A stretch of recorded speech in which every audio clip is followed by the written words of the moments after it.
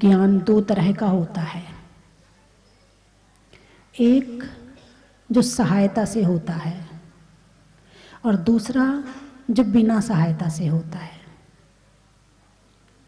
यदि आपको कुछ जानना है तो बिना सहायता के नहीं जान सकते हैं।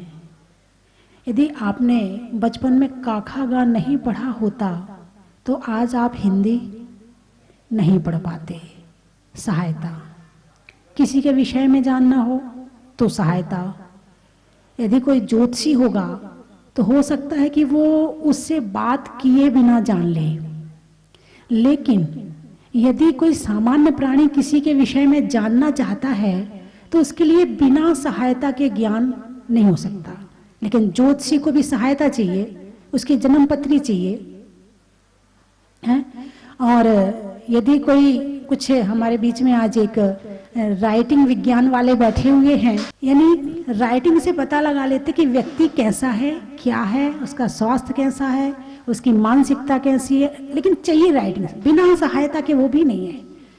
बिना सहायता का ज्ञान तो केवल एक ही है संसार में। ज्ञान कितने होते हैं? 5। मति ज्ञान, श्रुत ज्ञान, अवधि ज्ञान, मनय पर्याय और केवल ज्ञान। जो शुरू के 2 ज्ञान हैं वो सहायता से। आपके पास इन 5 में से कितने ज्ञान हैं?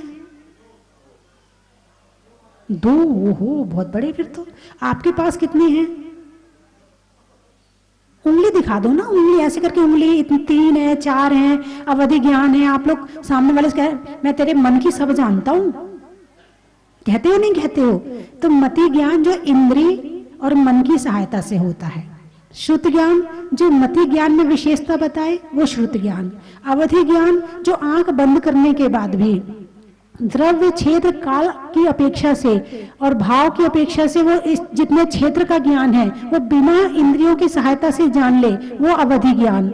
और जो दूसरे के मन की बात जान ले वो मनय पर्याय ज्ञान। और जिसमें किसी की सहायता की जरूरत ना पड़े वो केवल ज्ञान।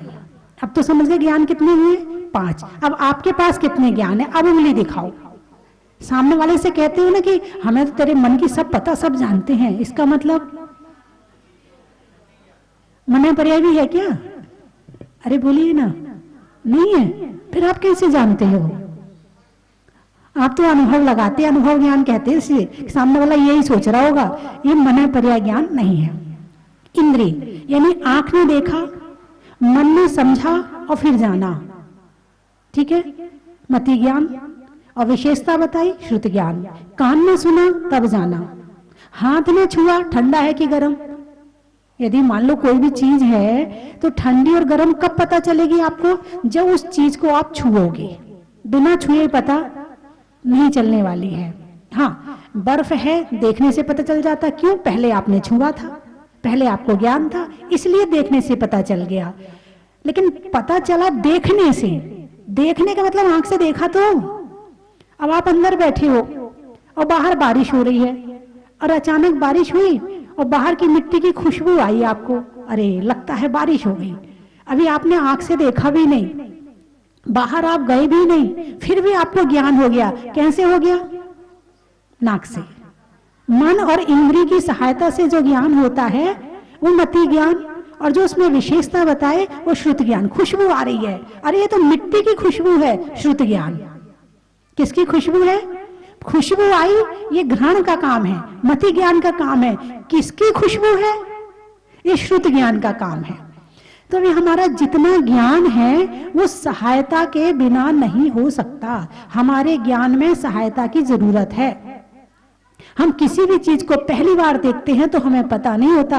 एक बच्चा जब छोटा सा होता है, यदि पंखा चल रहा हो तो पंखे को देखता रहता है। आपने कभी गौर किया हो? उसको झुनझुना बजा के बताओ तो उसको देखते क्या है।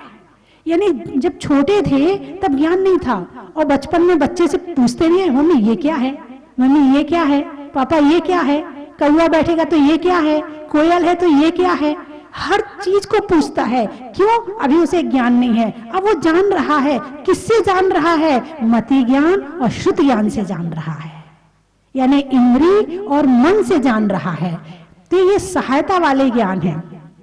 और जो अवधि ज्ञान, मनय पर्याय ज्ञान है, इनमें एक देश सहायता, पूरा प्रत्यक्ष नहीं है, एक देश प्रत्यक्ष है। लेकिन केवल ज्ञान, केवल ज्ञान तो तीनों लोकों की, तीनों कालों की एक साथ जानता है, और ना इंद्री की जरूरत है, ना मन की जरूरत है, ना आंख की जरूरत है, ना कान की जरूरत है, ना शरीर की जरूरत है, किसी की जरूरत नहीं है, और सारा जान लेता है। कैसे जानता है? आत्मा से जानता है, डायरेक्ट आत्मा से जानता है। जानने वाली आत्मा है। जानने वाली कौन है? आत्मा है। किससे जान रही है? ज्ञान से जान रही है। आत्मा में क्या है? ज्ञान है। आत्मा में क्या है? ज्ञान है। और किससे जानते हैं? ज्ञान से जानते हैं। जानता कौन है? आत्मा। और आत्मा ज्ञान अलग अलग है क्या? नहीं, एक ही है। भाई चीनी कैसी है? मीठी है। चीनी कैसी है? मीठी है। अब हम चीनी और मीठा को अलग कर सकते हैं क्या? नहीं कर सकते हैं। तो आत्मा कैसी है? ज्ञान में ही है। जैसे तुम चीनी से उसकी मिठास अलग नहीं कर सकते हो, लेकिन शब्द की हर वस्तु को पहचानने के लिए, बोलने के लिए एक संज्ञा, नाम चाहिए पड़ता है। तो आपने उसको चीनी नाम दे दिया। क्या नाम दे दिया? चीनी बोल दिया। अब चीनी बोल दिया है तो अब उसके लक्षण भी होंगे। अब चीनी को कैसे पहचाना? चीनी में मीठी होती है। भाई आत्मा कैसी है? आत्मा ज्ञानमयी है। आत्मा कैसी है? ज्ञानमयी है। तो क्या केवल वो ज्ञानमयी आत्मा केवल भगवान की होती है, हमारी नहीं होती है? अरे बोलिए ना भाई। मान लो भगवान बहुत ज्ञानी है, परम ज्ञानी है, केवल ज्ञानी है, तो ज्ञान तो उनके पास हुआ ना, हमारे पास कहाँ है? अरे कुछ तो बोलिए।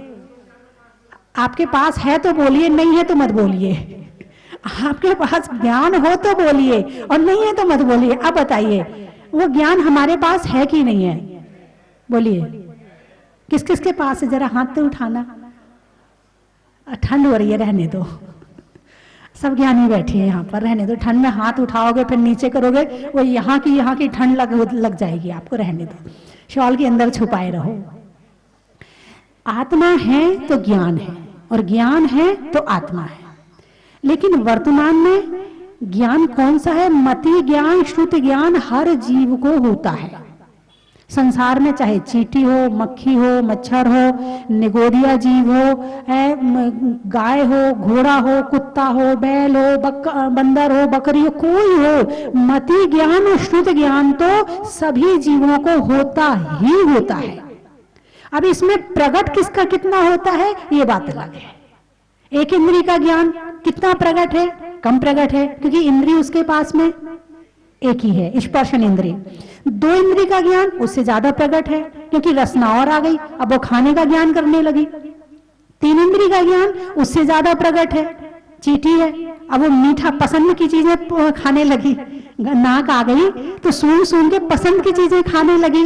ये तीन इंद्री का ज्ञान, मति ज्ञान, श्रुति ज्ञान थोड़ा और उघड़ गया, यानी थोड़ा और बाहर आ गया। चार इंद्री का ज्ञान उससे ज्यादा हो गया, भौरा आदि है। तो भौरा क्या? अब फूल पे बैठने लगा, अब उसके पास में आंख भी आ गई, अब वो फूलों की जो देखने का सुख है वो लेने लगा, उसका जो पराग है वो लेने लगा। मति ज्ञान थोड़ा और उघड़ गया। फिर पंचेंद्री में थोड़ा और उघड़ जाएगा, क्योंकि कान भी आ गए, अपना बचाव भी कर सकते हैं। अब मान लो रोड पे गाड़ी चल रही है और पीछे से किसी ने हॉर्न बजाया, तो गाय हॉर्न सुन के एक तरफ हो जाती है। ऐसा होता है कि नहीं होता? अब कान भी आ गए तो ज्ञान और ज्यादा हो गया, उसके साथ मन आ गया तो ज्ञान और ज्यादा हो गया, और मनुष्य बन गए। ओहो हो, बड़े पुण्यशाली जीव हो, बड़े पुण्यशाली जीव हो। कितनी सीढ़ियां पार करके यहां तक पहुंचे हो। एक इंद्री की, दो इंद्री की, तीन की, चार की, पांच की, और पांच में भी त्रियंचों की, पशुओं की, उसको भी पार कर दिया आपने। और क्या बन गए आप? मनुष्य बन गए। ये ऐसे ही नहीं मिली है, ये आपको मनुष्य पर्याय ऐसे महान पुण्य था, तब जाके मनुष्य पर्याय मिली है। अब इसमें हम क्या कर सकते हैं? हमारा ज्ञान हम बहुत ज्यादा हो गया। जितना कुत्ता नहीं जानता, बंदर नहीं जानता, उससे ज्यादा हम जानते हैं। बोलिए जानते कि नहीं जानते? जानते हैं। क्या इससे ज्यादा भी हम जान सकते हैं? बोलिए ना, इससे ज्यादा जान सकते कि नहीं जान सकते? इससे ज्यादा हम बहुत जान सकते हैं। कितना जान सकते हैं? अब हम आत्मा और शरीर का भेद विज्ञान कर सकते हैं। अब हम सच्चे सुख में और झूठे सुख में अंतर पैदा कर सकते हैं। हम आत्मा और परमात्मा में भेद कर सकते हैं। हम संसारी और मोक्ष की पहचान कर सकते हैं कि संसार क्या है, मोक्ष क्या है, आत्मा क्या है। अब इतना ज्ञान हमें प्राप्त हो गया कि हम कर सकते हैं। अभी हमारे पास में ज्ञान केवल ज्ञान नहीं है, लेकिन कौन सा ज्ञान है? मति ज्ञान और श्रुति ज्ञान।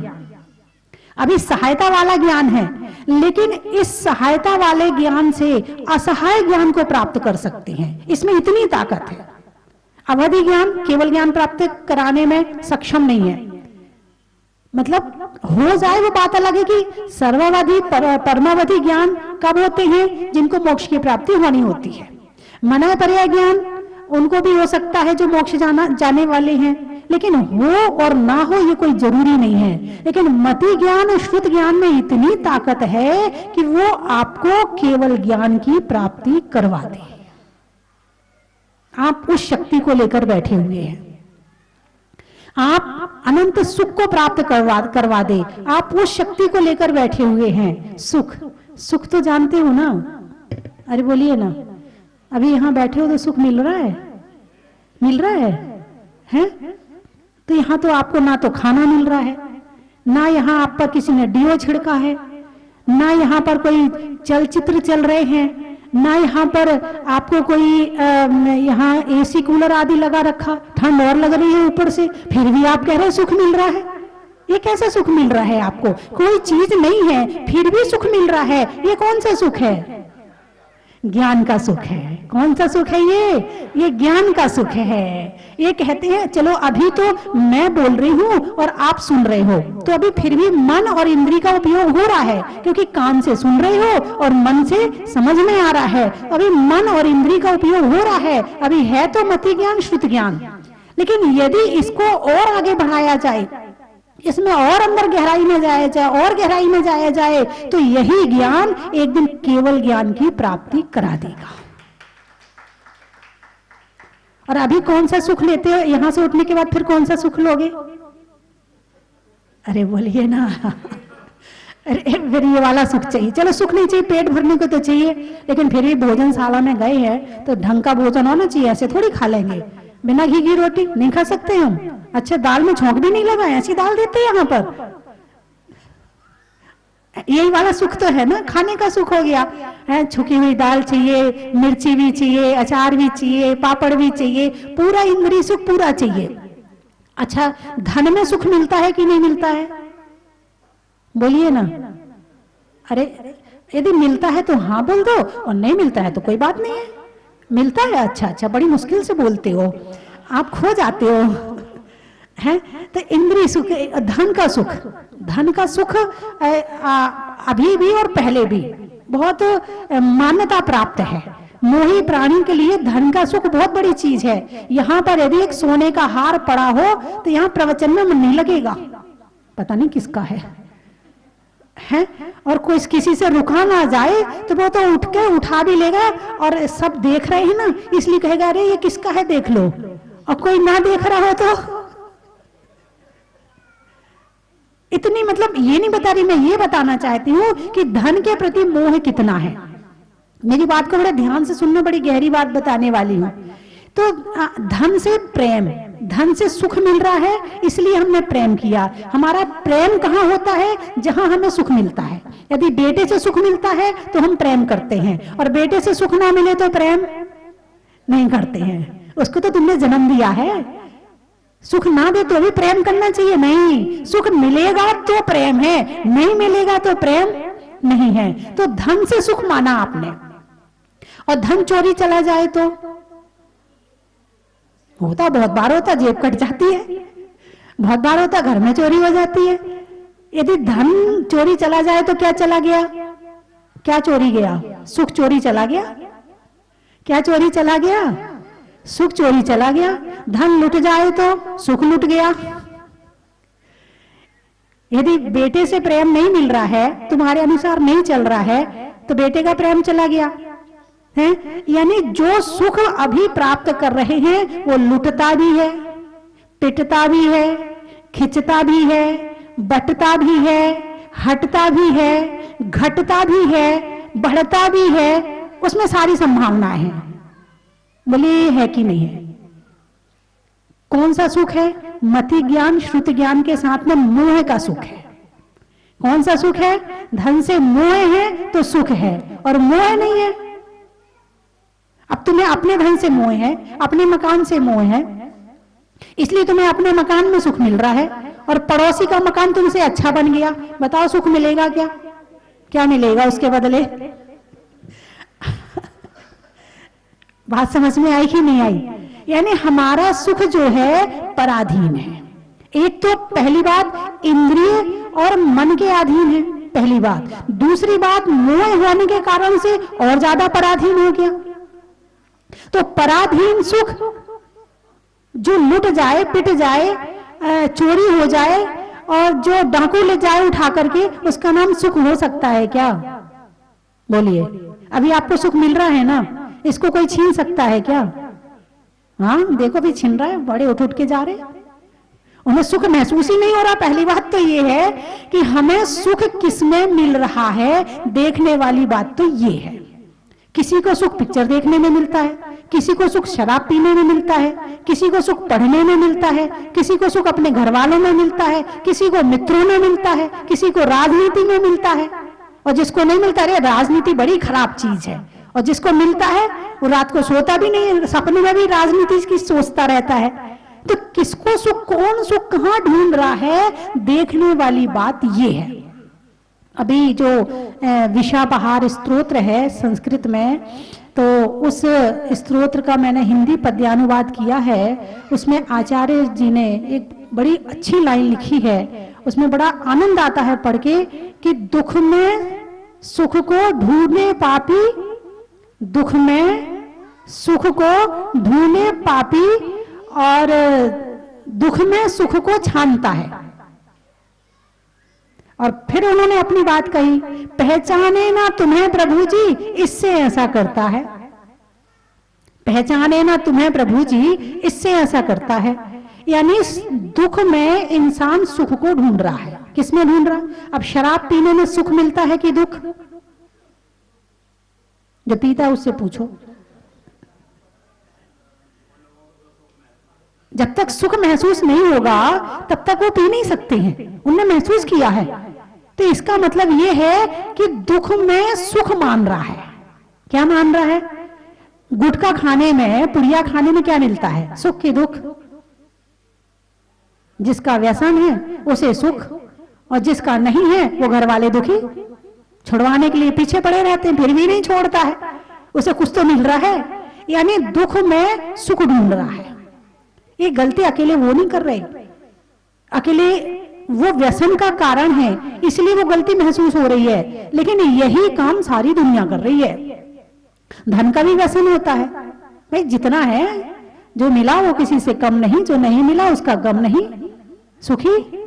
और उसके बाद में यदि मान लो व्यसन हो जाए, नहीं मुझे तो 10 करोड़ ही कमाना है, मुझे तो 10,000 करोड़ कमाना है, मुझे तो 25,000 करोड़ कमाना, ये क्या हो गया? खाना कितना पेट में, पहनने के लिए कितने कपड़े चाहिए, परिवार वालों के जीवन बिताने के लिए कितना चाहिए, लेकिन व्यसन हो गया। क्या हो गया? अब धन में सुख मिल रहा है, हालांकि सब छोड़ के ही नहीं जाना है, लेके कुछ भी नहीं जाना है, लेकिन व्यसन मिल रहा है। व्यसन में जो सुख मिलता वो है। तो कहने का अभिप्राय मेरा ये बताना चाहती हूं कि इस समय पर जो मति ज्ञान, श्रुत ज्ञान है, वो मोह से दूषित है। किससे दूषित है? मोह से दूषित है। और दूषित ज्ञान फिर आपको गलत जगह ले जाता है, और फिर उस ज्ञान में जब वहां जाते हो तो फिर दूषित पदार्थ ही वापस लेकर के आते हो। अब इस ज्ञान को शुद्ध कैसे करें? तो इस ज्ञान को सम्यक दर्शन से शुद्ध किया जाता है। किससे किया जाता है? और वो मैं आपको कई दिन पहले से सम्यक दर्शन के विषय में बता चुकी हूं। यदि मति ज्ञान, शुद्ध ज्ञान को शुद्ध करना है तो वो सम्यक दर्शन के माध्यम से शुद्ध होता है, वरना मति ज्ञान, शुद्ध ज्ञान को संज्ञा प्राप्त होती है कुमति ज्ञान, कुश्रुत ज्ञान। मिथ्यात्व गुण स्थान में यही ज्ञान कुमति ज्ञान, कुश्रुत ज्ञान होता है। आप भले पूजा कर रहे हैं लेकिन ज्ञान तो कुमति ही होगा। आप भले कुछ भी कर रहे हैं, सम्यक दर्शन प्राप्त करना अत्यंत जरूरी है।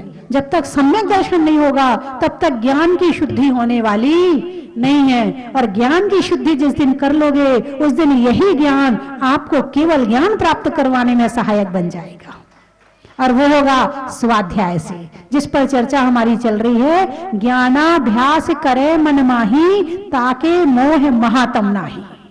अब आ जाओ यहां पर, ज्ञान की शुद्धि होने के बाद क्या होगा? तो ज्ञानाभ्यास करे मन माही, ताके मोह महातम नाही। यदि मोह महातम, मोह रूपी अंधकार को नष्ट करना है तो उसके लिए ज्ञान की शुद्धि जरूरी है, और ज्ञान की शुद्धि करनी है तो ज्ञानाभ्यास जरूरी है।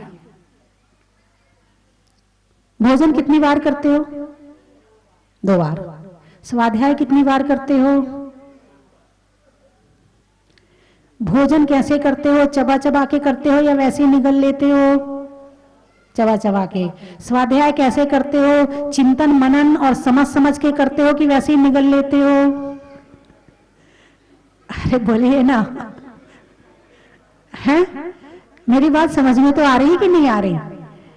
शरीर के लिए भोजन 2 बार जरूरी है, तो आत्मा के लिए स्वाध्याय 2 बार क्यों नहीं जरूरी है? शरीर को स्वस्थ रखना है तो 2 बार भोजन करते हो, और आत्मा को स्वस्थ रखना है तो 2 बार स्वाध्याय जरूरी है। ज्ञान से आत्मा स्वस्थ रहती है और भोजन से शरीर स्वस्थ रहता है। जैसे चबा चबा के भोजन करने से पेट बीमार नहीं होता है, शरीर बीमार नहीं होता है, ऐसे चिंतन मनन सोच सोच के समझ समझ के एक एक शब्द को ध्यान पूर्वक पढ़ने से हमारी आत्मा सुखी होती है। खाना अलग बात है और पचाना, बोलिए ना, अलग बात है।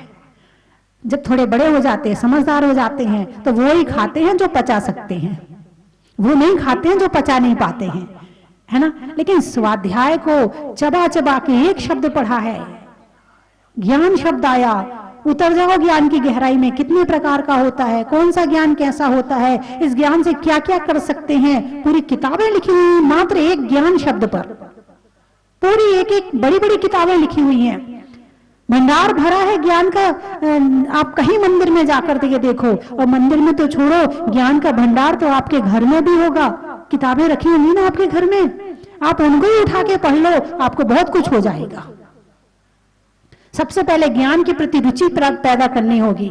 यदि धन कमाना है तो धन की पूरी जानकारी लेते, कैसे कमाएं, कहां से कमाएं, किससे किसके यहाँ बेचना, किससे खरीदना, कैसे माल देना, कैसे, पूरी जानकारी लेते। और ज्ञान प्राप्त करना है तो उसकी भी पूरी जानकारी लो कि कहां से मिलेगा और कैसे मिलेगा। और यदि आपने इस जन्म में ज्ञान प्राप्त करने की शुरुआत कर दी, इस जन्म में आपने ज्ञान प्राप्त करने का बीज डाल दिया, तो ध्यान रखना ये बीज आपका एक दिन केवल ज्ञान का वृक्ष बन जाएगा। और बात चल रही है सुख की, आपको सुख स्वाध्याय में मिलने लगे, समझना आपकी गाड़ी सही लाइन पर आ गई। आपको सुख प्रवचन में मिलने लगे, समझना आपकी गाड़ी सही लाइन पर आ गई। यदि आपको सुख मात्र घर में, परिवार में, खाने में, इन्हीं चीजों में सुख मिल रहा है, और प्रवचन सुनने को मिले, अरे बोर हो रहे, चलो यहां से उठ के, ये तो चलते रहते, साधु संत तो बोलते ही रहते हैं, समझना अभी गाड़ी लाइन पर नहीं है। उपवास में सुख मिलने लगे, आपको एकासन में सुख मिलने लगे, आपको पूजा में सुख मिलने लगे, आपको ध्यान पूर्वक माला फेरने में सुख मिलने लगे, आपको ध्यान में सुख मिलने लगे, समझना ज्ञान का काम शुरू हो गया है। घर में एक भोजनशाला है आपकी, सबके घर में भोजनशाला है ना, रसोई भोजनशाला है कि नहीं है? एक ही होगी ना, है? शरीर के लिए घर में एक रसोई जरूरी है, शरीर के लिए घर में एक रसोई जरूरी है, और आत्मा के लिए घर में एक स्वाध्याय का कमरा जरूरी है। जिसके घर में स्वाध्याय का कमरा नहीं होगा उसके घर में कलेश होगा, उसके घर में लड़ाइयां होंगी, उसके घर में झगड़े होंगे। क्यों? क्योंकि मन की शुद्धि ज्ञान से, मन की शुद्धि ज्ञान से, और जिसका ज्ञान शुद्ध नहीं है तो वो लड़ाई झगड़ी तो करेगा, और करेगा क्या? मेरी बात समझ में आ रही कि नहीं आ रही है? तो आज से आप अपने यहां पर एक कमरा स्वाध्याय का बना लेंगे, नहीं मिले तो ड्राइंग रूम में बैठ जाना, ऐसी क्या बात है। कौन सा दिन भर मेहमान आ रहे हैं, बाहर से लोग आ रहे हैं, उसे ही अपना स्वाध्याय का कमरा बना लेना, उसमें एक अलमारी बना लेना, उसमें ढक्कन जरूर लगा देना और उसमें अपने जिनवाणी स्वाध्याय आदि रख लेना और फिर जब भी आपको मौका मिले आप बैठ के करना। और यदि दो जने देवरानी जेठानी है दोनों साथ में बैठ जाना, सास बहू है दोनों साथ में बैठ जाना। स्वाध्याय शुरू में सास बहू का मन मुटाव होगा, लेकिन स्वाध्याय करने से वो भी ठीक हो जाएगा। देवरानी जेठानी के आपस में लड़ाई झगड़े होंगे, लेकिन स्वाध्याय यदि शुरू कर दिया तो थोड़े दिन के बाद वो भी खत्म हो जाएंगे। पड़ोसन को अपने यहाँ बुला के बातें करते हो, बातें मत करना, चलो स्वाध्याय करते हैं। समय भी है, फुर्सत भी है, ज्ञान भी है, बुद्धि भी है, सब कुछ है आपके पास में। और यदि आपने ये काम और कर लिया तो सोने में सुहागा हो जाएगा। पढ़ने में अध्याय का, पंच परमेष्ठी में उपाध्याय का और करने में स्वाध्याय का, बोलने में वाणी का, मंदिर में जिनवाणी का और आपके घर में रखने में जिनवाणी का बड़ा ही महत्व है। बच्चों के बढ़ने का, बच्चों के बढ़ने का, पर्वत पर चढ़ने का और आपके द्वारा स्वाध्याय प्रतिदिन करने का बड़ा ही महत्व है। कहां कहां से आए आप लोग? अशोकनगर बीना। अच्छा, पानी में मगर का, चलने में डगर का और आने वालों में अशोकनगर का बड़ा ही महत्व है। अनाज में चना का, गर्मी में पना का और आने वालों में बीना का बड़ा ही महत्व है। घाटोल, अच्छा, सड़क में टोल का, सब्जी के झोल का और आने वालों में घाटोल का बड़ा ही महत्व है। चढ़ाने में गोला का, तौलने में तोला का और आने वालों में पारसोला का बड़ा ही महत्व है। महिलाओं में कड़ा का, भोजन में बड़ा का और आने वालों में भीलवाड़ा का शाहपुरा, जीवन में जरा का, रंगों में हरा का और आने वालों में शाहपुरा का, गाने में सुर का, नृत्य में नूपुर का, आने वालों में ललितपुर और जयपुर का धरियावत, होने में गदगद का, मंत्रों में वदवत का और आने वालों में धरियावत का चंदेरी, नहीं करने में देरी का और गलियों में अंधेरी का और आने वालों में चंदेरी का बड़ा ही महत्व है। भिंडर, होने में निडर का, जाने में किधर का और आने वालों में भिंडर का बड़ा ही महत्व है। वृक्षों में बड़ का, बड़ की जड़ का, आने वालों में किशनगढ़ का बड़ा ही महत्व है। हो गए सारे? हैं? चामुंडिया जहाजपुर, गाने में सुर का, नृत्य में नूपुर का, आने वालों में चामुंडिया जहाजपुर का बड़ा ही महत्व है। और हो गए सारे? लोग तो बहुत दिख रहे हैं, शहर कम लग रहे हैं। एक शहर से ज्यादा लोग आए हैं। अच्छा, एक ही शहर से ज्यादा आ गए। अच्छा अच्छा, फिर ठीक है। बोलिए 24वें भगवान की। लगा, मन को तृप्ति हुई और यहाँ की व्यवस्था भी बहुत अच्छी है। बहुत बढ़िया माता जी, मैं तो बहुत बार आया हूँ यहाँ पे। अच्छा अच्छा अच्छा, फिर ठीक है। बहुत बार आया हूँ। पहली बार जब आए थे, जब वो मेन मंदिर में मूर्ति थी, और यहाँ का जो दृश्य देख के लगा अद्भुत, जिसको कहते हैं ना, मतलब अच्छा है, ये तो अंग्रेजी में बोलेंगे गुड, गुड नहीं, अद्भुत, आउटस्टैंडिंग जिसको कहते हैं कि। और जो सोच है माता जी की, जो सोच से ये मंदिर की रचना हुई है, उससे मैं कह सकता हूँ कि बहुत ही अंदर से, दिल से, और मतलब बहुत मेहनत करके इसमें एक एक चीज को तराशा गया है। चाहे गेट हो, चाहे वो मानक स्तंभ हो, चाहे मेन मंदिर हो, उनमें एक एक चीज को बहुत सूक्ष्मदर्शी से और बहुत कलात्मक वस्तु एवं हर चीज का प्रयोग किया है। क्योंकि वास्तु का प्रयोग इससे मालूम पड़ता है, गेट वहां है और मंदिर का मुंह नुकीला है, इसलिए इसका मुंह इधर है। यह बहुत शुभ है। यदि ये जहाज का मुंह उधर होता तो शायद ये इतनी डेवलपमेंट इतनी फास्ट नहीं हो सकती। ये मैं आज आपको कह रहा हूं। दूसरी बात, जो इसका सिंबल है स्वास्तिका, स्वास्तिक, वो किसने रचना की ये मुझे मालूम नहीं है, परंतु लोगों के लिए करोड़ों रुपए खर्च करते हैं। जैसे हीरो होंडा, रूपा बनियान, रिलायंस, इसी तरह से यहाँ की जो जहाजपुर के अंदर जो लोगो बनाया है स्वास्तिक का, मैं अभी देख के आ रहा हूँ, वाकई ही बहुत ही अति सुंदर। इसी से ही ये डेवलपमेंट है। तीर्थ स्थान बहुत देखे हैं अपन हिंदुस्तान में, इतना फास्ट डेवलपमेंट कहीं नहीं देखा। इतनी अच्छी जगह, इतना अच्छे विद्वता बनाने वाले और माताजी का संरक्षण, ये अद्भुत कार्य हैं। और मैं माताजी के से बहुत प्रभावित हुआ हूँ। पहले भी मैं मिल चुका हूँ। इनकी वाणी और उनका जो स्वाध्याय करने का तरीका, ये उनके विश्लेषण हैं, उनकी हैंडराइटिंग में, उनके सिग्नेचर में एक मजबूत है और ये बहुत साल तक इसकी प्रसिद्धि रहेगी।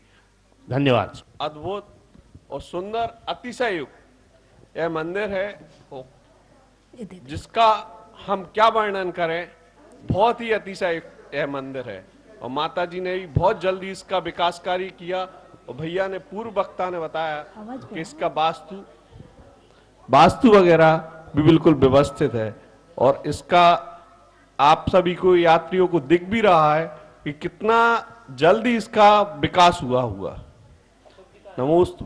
मन में जो प्रवीण है तप में सदा तल्लीन है, ऐसी है मेरी गुरु माँ जो मंच पर उच्चासीन है। बंदामी माता जी, यहाँ आकर हम लोगों को बहुत ही अच्छा लगा। पहले भी हम कई बार आ चुके हैं, लेकिन इस बार जो मनोहारी दृश्य हमने अपनी स्वयं की आंखों से देखा है, उससे हम सभी लोग बहुत बहुत बहुत कृतज्ञ हैं। यहाँ की जो व्यवस्थापन कमेटी है, उनको हम बहुत बहुत साधुवाद देते हैं। आगे भी इसी तरह और इस क्षेत्र पर आगे कामों में वृद्धि होती रहे, ऐसी मेरी शुभकामना है, आशा है। और आगे भी जो है माता जी का सानिध्य हम सब लोगों को मिले, ऐसी हमारी भावना है। बंदनामी माता जी। जय जिनेंद्र बंधुओं,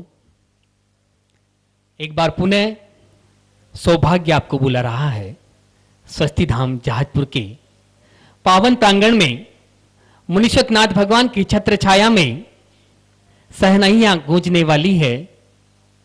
बड़े बाबा को जहाज मंदिर में विराजमान होने के शुभ अवसर पर 6 और 7 फरवरी 2021 को एक द्विदिवसीय वार्षिक महोत्सव रखा गया है। बंधुओं, 6 फरवरी का कार्यक्रम सुबह अभिषेक शांति धारा मूल नायक मुनीश्वरनाथ भगवान का, और उसके बाद 9:30 बजे से एक केवल्य ज्ञान वाटिका यहाँ बनी है, जिसमें 24 तीर्थंकरों के 24 चरण चिन्ह स्थापित किए गए हैं। और उन तीर्थंकरों को जिन वृक्षों के नीचे केवल्य ज्ञान की प्राप्ति हुई थी, उन वृक्षों को लगाया गया है। उन चरण चिन्हों की प्रतिष्ठा होगी। मुझे 24 चरण चिन्हों के लिए 24 स्वधर्म इंद्रों का चयन करना है। प्रत्येक की न्योछावर राशि 21,000 रुपए है। बंधुओं, ऐसा मौका बार बार नहीं मिलेगा। आप मात्र 21,000 रुपए की राशि से स्वधर्म इंद्र बनकर के उन चरणों की प्रतिष्ठा करने का सौभाग्य प्राप्त कर सकते हैं। बंधुओं, उस दिन शाम को सांस्कृतिक कार्यक्रम होगा 6 फरवरी 2021 को। 7 फरवरी वो शुभ दिन है जिस दिन बड़े बाबा को जहाज मंदिर में विराजमान किया गया था। बंधुओं, हम अपना बर्थडे मनाते हैं, एनिवर्सरी मनाते हैं।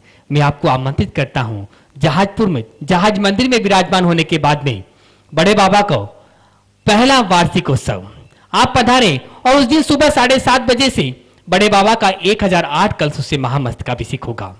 9 बजे से रथ यात्रा निकाली जाएगी और 10 बजे से एक और सौभाग्य आपको मिलने वाला है।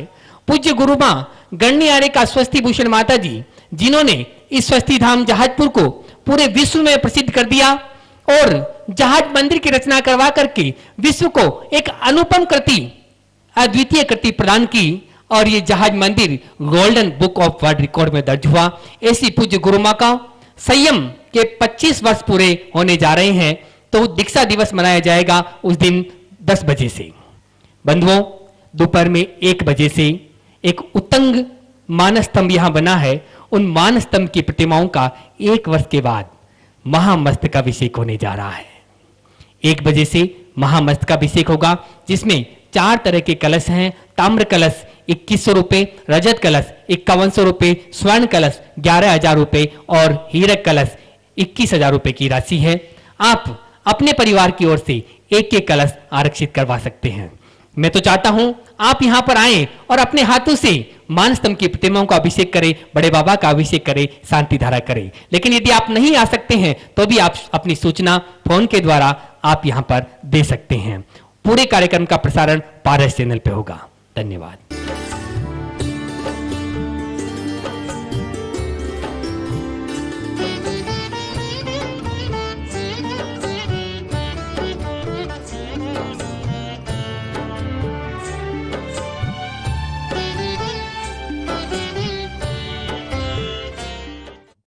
कंचन की थाल को सजाओ रे आज, रत्नों की थाल को भर लाओ रे आज।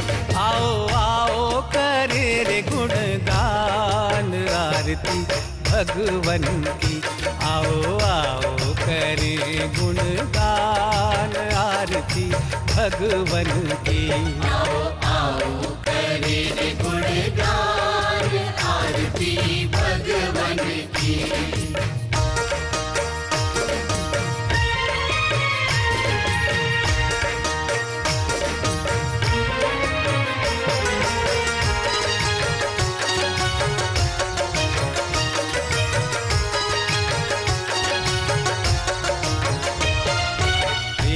सुमित्र के राज दुलारे, माँ पद्मा जी के नैनों के तारे। पिता सुमित्र के राज दुलारे, माँ पद्मा जी के नैनों के तारे। राजगृही में